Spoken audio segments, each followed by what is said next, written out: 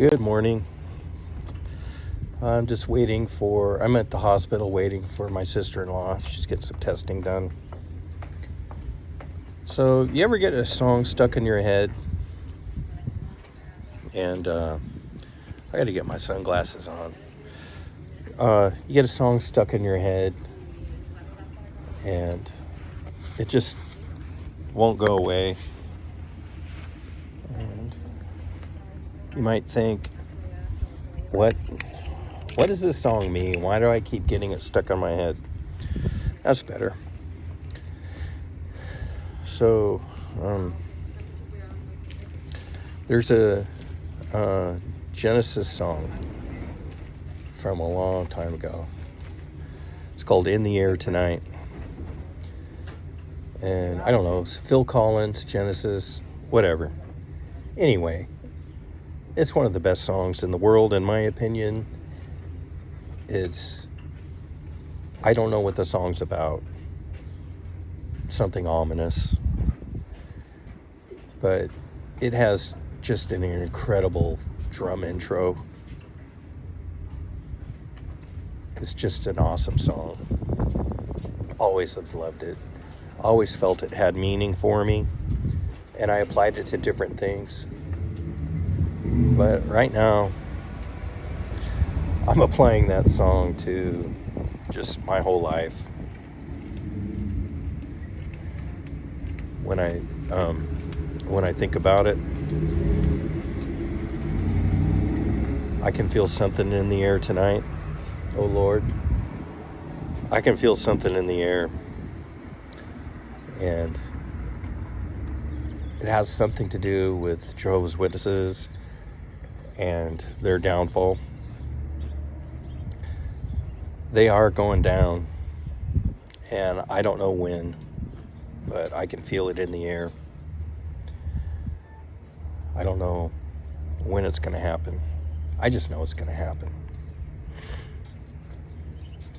And it's not something I'm looking forward to in one respect, because I don't want people to get hurt.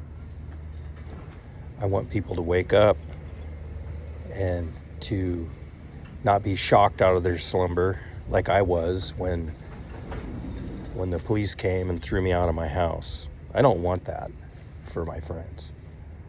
I don't want that.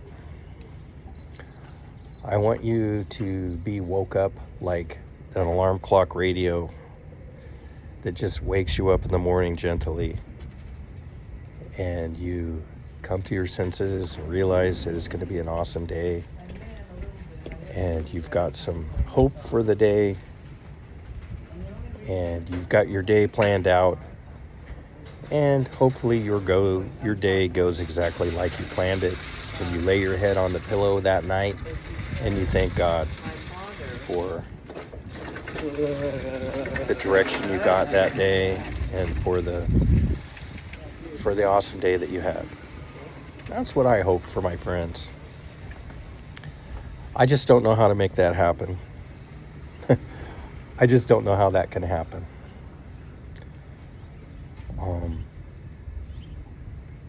So anyway, I'm just giving some insight onto where I'm thinking, what I'm thinking about, and where I'm coming from. I don't want anything bad to happen to my friends. I just want them to wake up. I don't want them to learn a lesson. I don't want them to get their just desserts. I'm not looking for any kind of payback. None of that. I just want you to wake up. I just want you to wake up and see things clearly for what they really are. I'm seeing things clearer and clearer. Do I have all the answers? No, I don't. I'm fumbling along just like everybody else. I don't have the answers. I'm still living 1 minute at a time. That's what I'm doing. 1 minute at a time. I have a plan. I'm working towards my plan. I'm praying about it constantly. I'm trying to work in harmony with my prayers and the way I see things going. And it doesn't always work out, but it's working out pretty good. I don't have any complaints. I can't complain too much. So I'm just taking this slow. I'm just releasing videos a little bit by little bit, just a trickle. I'm not trying to open the floodgates. I tried doing that in the past when I was in Washington and I was panicking. Hi. Hello. Hi, how are you? I'm good. How are you today? Good, thank you. Have a nice day. You too. Hello. Good morning. Good morning. So, I'm just trying to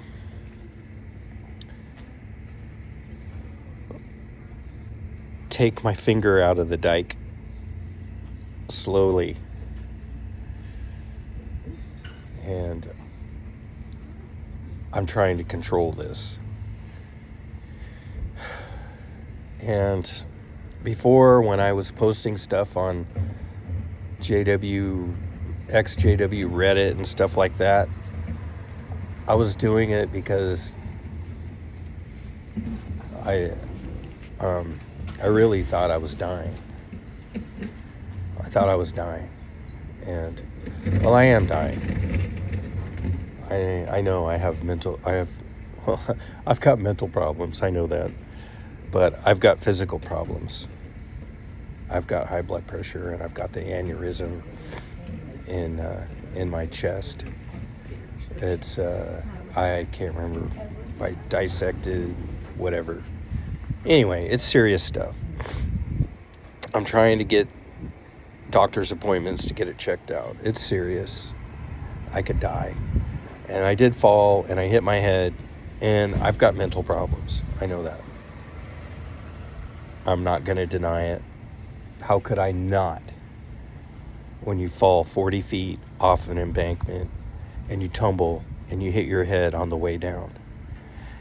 And then you lay there from early morning, dawn, until 3 o'clock in the afternoon. Apparently I was awake. I wasn't passed out. I was awake and I was having conversations with people. Multiple people. I don't remember any of it. This is all stuff I've been told. I don't know who I talked to. I don't know what I said. I don't know what I was doing. I didn't have any pants on. I think I had underwear on. I don't know. I know I didn't have any pants on because I found my pants later. Up on the road when I went back. Like a week later, I went back to where I fell to try to figure it out. And I found my pants. They weren't on the road anymore. They were thrown in the dumpster. But the worker there at the park, I talked to her and she told me I found pants on the road. So I went and dug the pants out of the dumpster. And guess what? I found the key to my trailer in it. So I found those. I didn't find the keys to my car, which was what I really wanted. I never did find those. I was looking for my phone because I thought I lost it out there. But it turns out I had left my phone at the trailer and my wife has my phone. Has all kinds of good information on it. Videos, recordings. I was documenting what was happening to me in my life and my waking up thing. I was documenting all that because I didn't understand what was happening, and I was talking it out to, like I'm doing right now. I was talking it out like this. And I kept saying things like, I don't know if anybody's going to get this recording, because I really didn't know. I didn't know. I still don't know.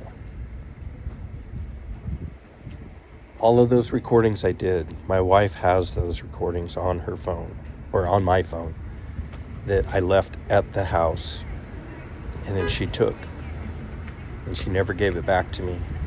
I found out when I went to court that she actually has my phone. She didn't bring it to court and give it back to me. And the judge didn't tell her to give it back to me. But she has it. And I don't know what she did with it. She could have thrown it away or wiped all the recordings off of it. I hope not. I hope she still has it, and I hope that she wakes up one day and she just gives it back to me. Or if she gave it to my son-in-law or my daughter-in-law, who they paid for the phone. I was on their service. They paid for the phone. Technically, it wasn't my phone because they paid for it, but in reality, I gave them a motorhome. And I sold it to them, and they were going to make me payments on it, and they didn't. And then they sold the motorhome to somebody, and they gave the motorhome guy that bought it from him, he gave them a like a Red Cross debit card or something that had money on it.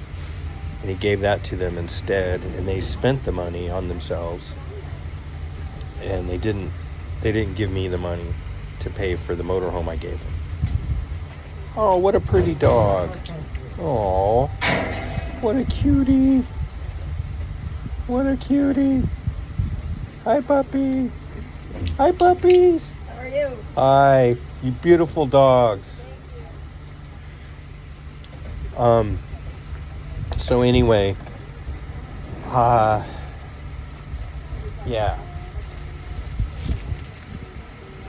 So, is it my phone? Well, yeah. Because they bought me a phone and they paid the phone service in lieu of the motorhome that I gave them, that they sold, that they got paid something for. I don't know what. It doesn't matter. I'm not worried about it. I don't care about the money. I don't care. I just want my phone back. That's all. I want my phone. It's got all kinds of good stuff on it. It was an iPhone 12. So, I don't know. I think a lot of that stuff got recorded into the cloud. And hopefully it's in the cloud. In the cloud somewhere. All my recordings and all my voice recordings I did with the voice recording app. I did so many of those, hours and hours of those, of me waking up and me having conversations with my wife about waking up and just so much stuff. I was telling a story and I knew it was important and I knew it was a story. And I wanted it for posterity, and I wanted it because what was happening to me just I wasn't fathoming everything. I just knew it was important, and I knew I should record it, and I wasn't sure if I was ever going to be able to share it. I just was doing it, saying, I got to record this. I don't know if anybody will ever see it, but I got to record it. And that's what I did. And that's what I've been doing. And I hope one of these days that iPhone 12 and everything I put on it, all those recordings, everything, I hope I can get a hold of it one of these days. Or I hope it's in the cloud somewhere and I can dig it out of the cloud. I'm just not that technically proficient. And it was my account, but my son-in-law could get in through the account. My wife had my account passwords. I don't know. Everything could have been destroyed. It could all be just gone. It doesn't matter. It would make life easier for me, but it doesn't matter. It's okay. I've got enough recorded. I've got enough stuff I was able to save through all of this mess that I can get my point across. I can still tell my story. I saved screen grabs of conversations in texting I had with the elders in my hall. I have all that. I've got my recordings off of the computer on the night that the brothers were in contact with me via text all night long. I kept texting them. They thought I was killing myself. They thought I was going to die. They thought I was going to commit suicide. Not even close.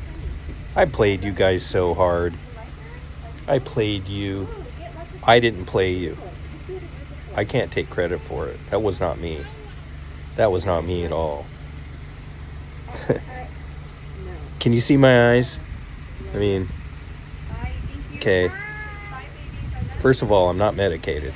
Okay, I didn't take any cannabis today. I'm not just tripping balls. I'm not doing any of that.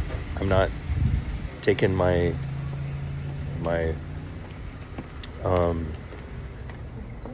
spiritual medicine that I take. I haven't done it yet. I've been doing it at night when I go to bed. So I did it last night. I haven't had any today. But I feel good, and I'm talking. Put my glasses back on because my eyes kind of hurt. Anyway, I feel great. I'm making my videos. I'm telling my story. I'm just got my finger in the dike, and I'm letting it out a little bit at a time so I can try to control it, because apparently I got to do this on my own, just me and Jesus and God's Spirit. That's okay. I can do that. I don't have a big production team. I don't have anybody helping me. I don't know how this is going to work. But I have a story to tell. It means a lot to me. I want to tell it not for my own benefit, not because I want to be exonerated or because I feel like I've been wronged, which I do feel those ways, but that's not why I'm doing it. I'm not doing it because I'm bitter. I'm doing it out of love, because I love my brothers and sisters in Jehovah's Witnesses, and I'm doing it not just for them. I'm doing this for all mankind because I love mankind. I love everybody. Some I love more than others, but listen, people, we're in trouble. We are in trouble. We are not going to get through this on our own. Mankind is not going to solve man's problems. They're way too big for that. Way too big. We need help, and we have help. We've got the Bible. We've got God's Word. We've got Jesus, who is the way, the truth, and the life. And no one can get to him, to the Father, except through him. So we have the answers. That's where I'm looking. Jesus is the way. And there are good men out there that are preaching this. And I'm trying to pick and choose and listen very hard and try to find the ring of truth, and then look it up for myself in the Bible and see if it makes sense to me and if it could be part of my truth. That's all I'm doing.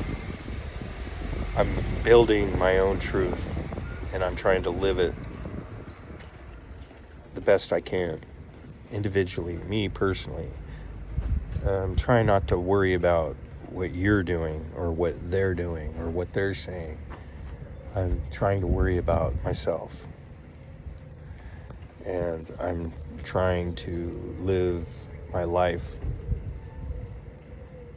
the best way I can and be the best version of myself I can be.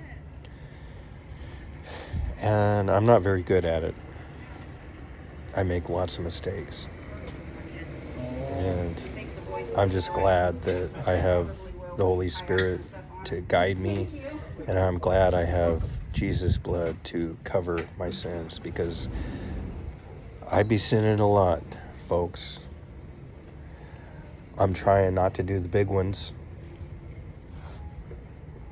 And I want you to know that I've not been doing big sins. I'm loyal to my wife. I'm still married. I'm not looking at other women. I'm not looking lustfully at women. I mean, I appreciate beautiful women, and I love talking to women, and I respect women. But there's only one woman for me, and I'm already married to her. You work with her, Robin. What? Did you work with her?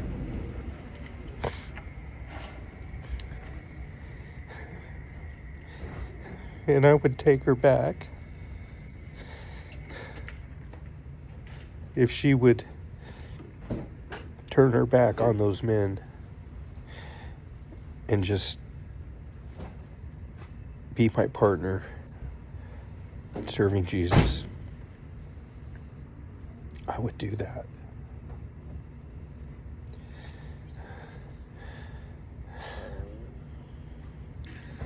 I would do that. I don't see how it can happen. It's what I want, but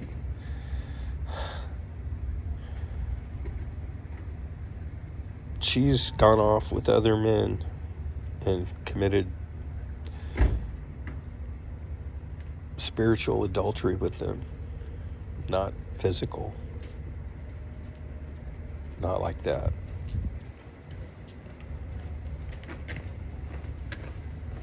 But she's ran off with other men spiritually. And I don't know. Can that wound be healed? I don't know. I guess it could. Of course it could. I mean, look how many times Jehovah took his people back. They committed spiritual adultery many, many, many times. The Jews did, and he took them back every time.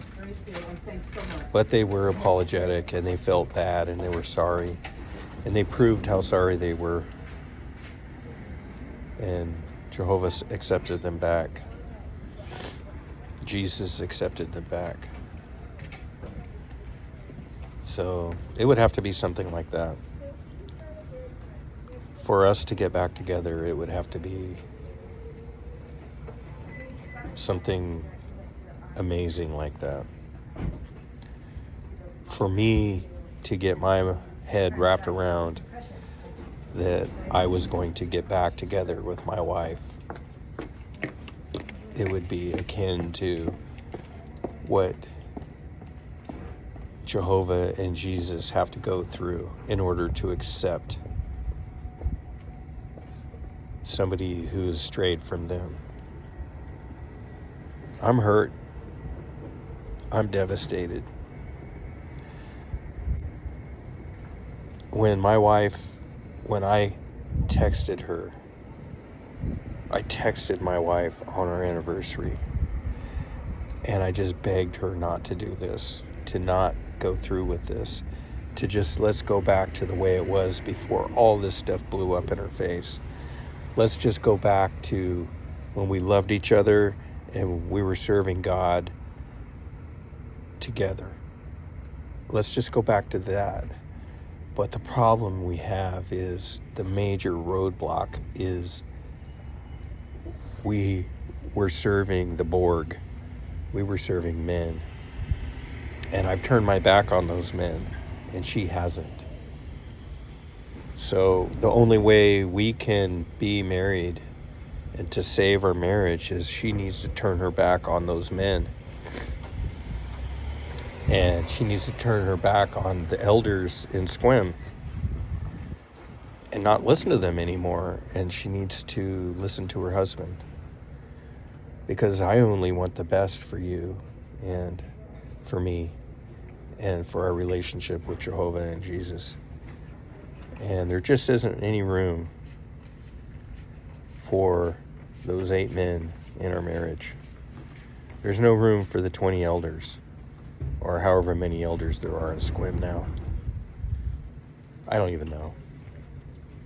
There's no room for them in our lives. None. All those JW friends that we have, the only way they can be our friends is that they leave that organization and leave it all behind. That's the only way they can be my friend. And if you want to be my friend, Brooke, it's the same thing. You got to leave. You got to turn your back on it, renounce it, and promise yourself to me and to Jehovah and Jesus. Then we can work it out. If that doesn't happen, then I don't know what's going to happen in the future. I don't know. Apparently, I'm still married to you. And I looked on the Clallam County courthouse website, and I couldn't find any paperwork saying that you have filed for divorce. So if you have, it's been in the past couple days, and it just hasn't been updated yet. But as far as I can tell, we're still married. And that's fine. But it can't go on forever like this, because I can't be married to you forever under these conditions.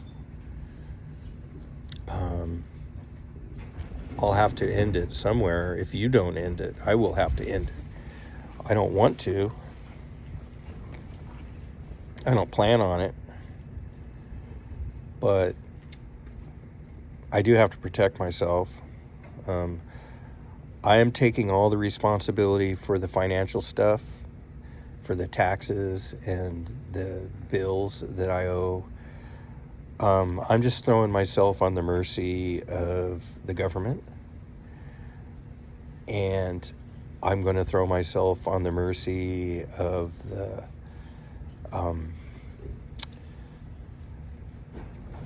bankruptcy court.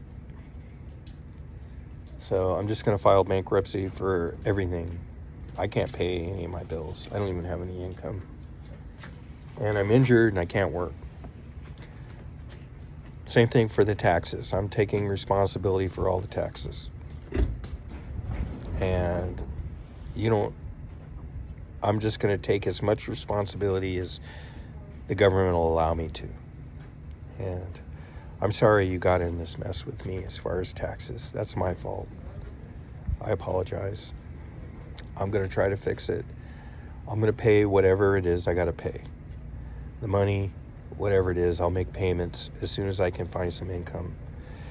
If they let me off the hook with no payments because I'm broke ass and I have no way of supporting myself, I will take the hit for that. I'll take all responsibility for it. And at least you'll be able to wipe your hands clean of it. And I'm not afraid of it. Whatever happens, happens. I'll take care of it.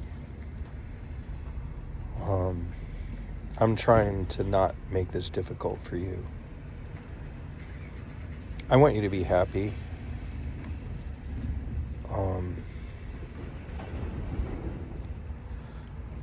I want you to know that I miss you.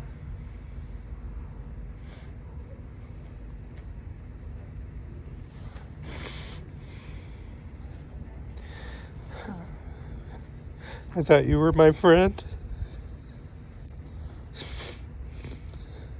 And I thought I was your friend.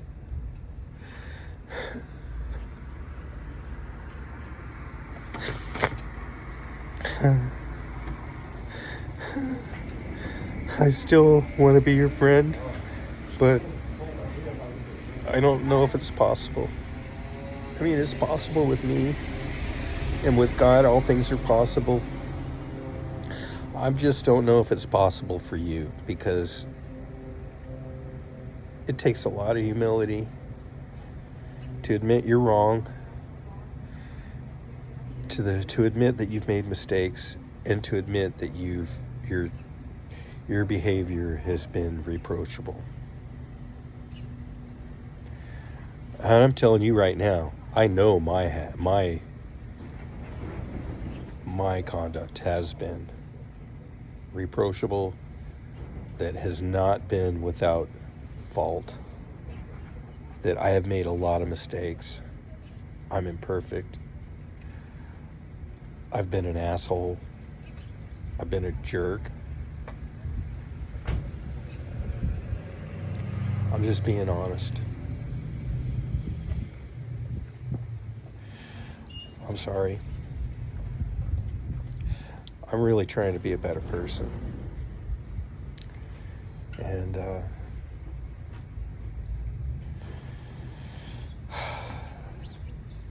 I'm just going to play this out and see what happens. I'm just going to keep posting videos. I've got lots of videos. And we've got the old stuff. Maybe I can dig it up. Maybe I can find it. I still have the videos I made after that night. The night that everybody thought I was going to kill myself. And that you sent the police looking for me because you thought that I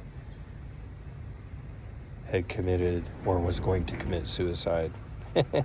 No, that's not what was happening at all. I know that's what you thought. That's what I led you to believe. That was all an act. That wasn't real. I wasn't going to kill myself. That'll all come out. That'll be obvious to everybody. Wasn't trying to kill myself. Never have. Don't want to.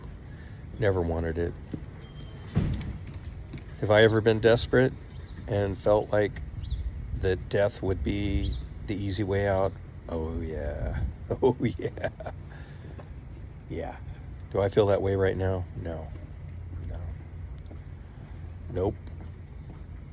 No. I don't want to die. I want to see this through. I want to live a long and happy life. I want to be over 100. I don't know if it's possible, not with all my health problems, but who knows? Holy Spirit's amazing. I pray and I beg that Holy Spirit and Jesus Christ and Jehovah God will allow me to live, to see this out, and let me become an old man, and let me live life and experience it, all the joys and the heartbreaks, and just let me see this through to the end. I want to see how this plays out. We're in momentous times right now. Major things are happening. Something major is going to happen with Jehovah's Witnesses soon in the United States. I want to see it happen. I want to try to help my friends. I'm worried that there's going to be a mass influx of witnesses onto the internet looking for answers and looking for guidance, because I really feel like the Borg is going down, and all these poor people are going to be looking for guidance and looking for answers. We got to give them something, people. We got to give them a safe place, a jumping off point to send them in the right direction. And I feel like I have been finding those spots, and I'm just not ready to share them yet with everybody, because I don't want to be that guy. I don't want to be telling people this is what you should do or this is where you should go. Then I'm just a guy telling you what to do, and that's not right. So I'm thinking it's better to tell you what I've been doing and how it's working for me. And my motto has always been, this is what I'm doing. This is working for me. I'm living my life and it's working. Take a look at it. If you like what you're hearing, if you like what you're seeing, then check it out for yourself. Don't listen to me. Listen to Jesus. Read the Bible. Compare what I'm doing and what I'm saying with what the Bible says. and make your own opinion and live your own truth. That's what I'm doing. I'm living my own truth. And I'm making lots of mistakes as I go along. And I'm doing a lot of sinning. But I'm still living my own truth. And I'm doing the best I can. And I'm actually trying to not make excuses for bad behavior. I'm actually trying to live a good life. What more can I do? So, here's another video. I guess I'm gonna end it and just put it on YouTube and see what happens. You know, it's one of those things where I don't have slick editing tools. I know how some edit it to where they can compact things into a tight little bundle and get their point across. I don't have time for that. I'm sorry these videos are so long, and I don't know what else to do. Maybe I'll get there one of these days where I can edit things down to where I can make a point and not waste all your time. I just haven't got there yet.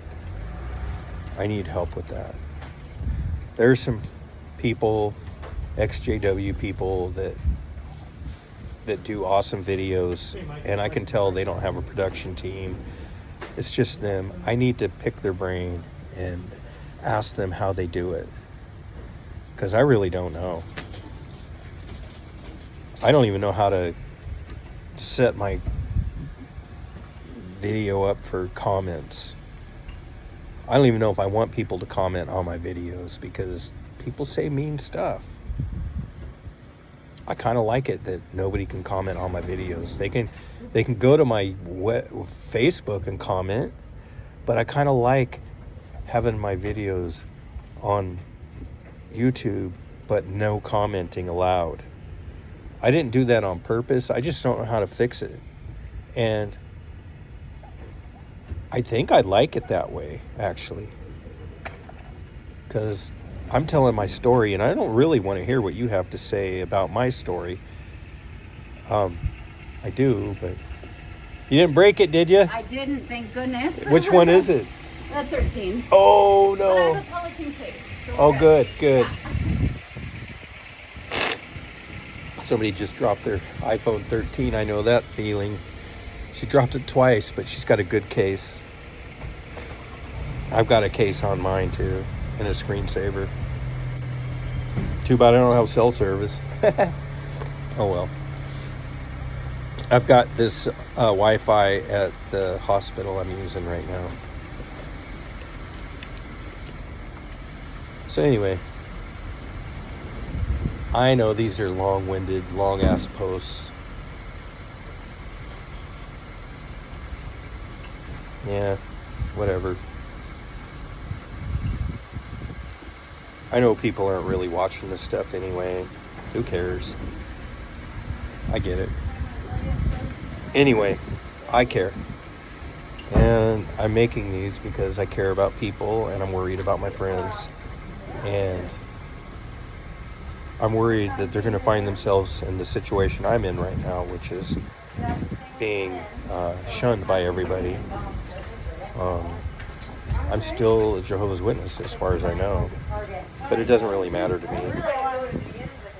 It doesn't mean anything, because even though I'm still one of Jehovah's Witnesses, they shun me anyway, and they treat me like I'm a piece of garbage anyway. So does it even matter? No, it doesn't matter. So I'm not going to fight for getting my name off the roster.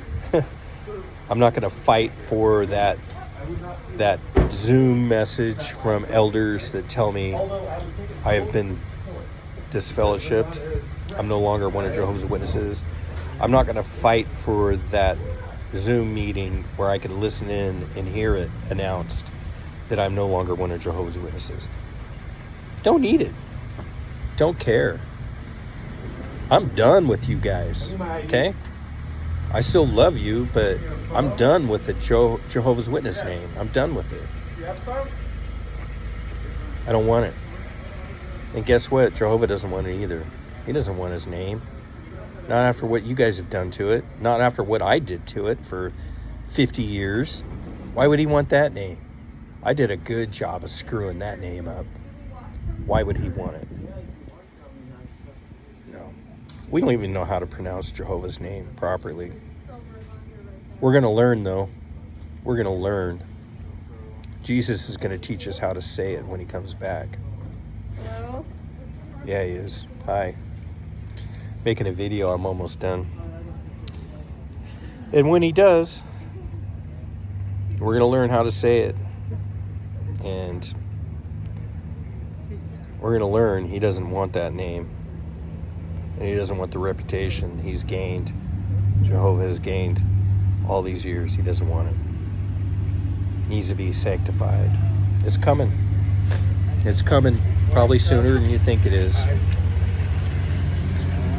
I can feel it in the air tonight. I don't know if it's happening tonight, but it's in the air. It's going to happen eventually. So I'm going to sign off. I'm getting in the truck with my brother and my sister-in-law to find out how she's doing. I love you.